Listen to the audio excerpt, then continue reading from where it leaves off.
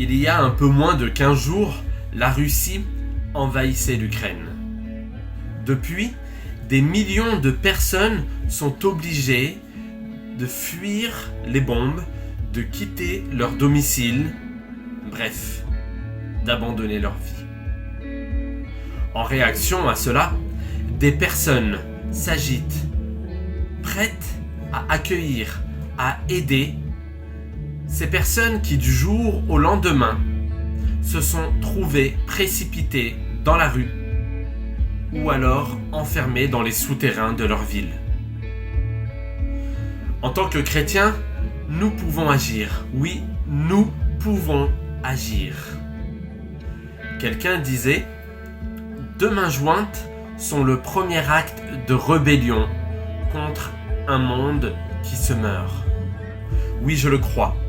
La Bible nous invite à prier pour les démunis, à prier aussi en faveur de la paix.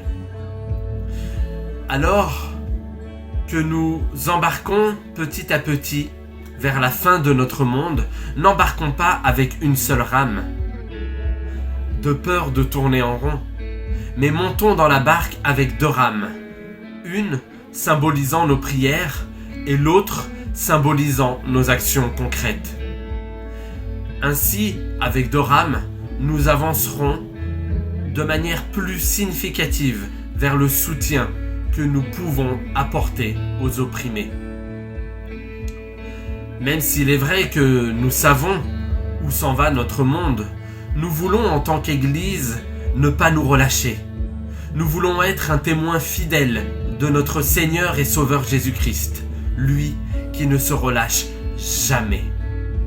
C'est pour cette raison qu'en tant qu'Église, nous avons décidé, à la hauteur de nos moyens, de nous mettre en marche. En effet, nous avons appris que la mairie de Cannes organisait des collectes de denrées alimentaires, de matériel médical ou encore de produits de première nécessité. Ainsi, ce sabbat 12 mars 2022, nous procéderons à une collecte. Un carton sera prévu à cet effet, puis une personne sera chargée de rapatrier le fruit de notre collecte aux services municipaux de la ville de Cannes. N'hésitez pas à faire de tout cela une démarche de prière. Si vous avez des enfants, n'hésitez pas à les impliquer dans cette démarche et laissez-les choisir ce que Dieu a mis dans leur cœur d'offrir.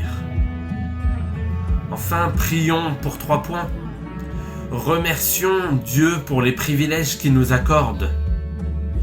Un toit, de la nourriture et la possibilité de vivre encore dans un pays où la paix demeure. Deuxièmement, prions pour le peuple ukrainien qui souffre énormément. Enfin, prions pour que Dieu vous inspire ce que vous pouvez offrir en vue de notre collecte. Que le Seigneur vous inspire en toutes choses et qu'il vous bénisse.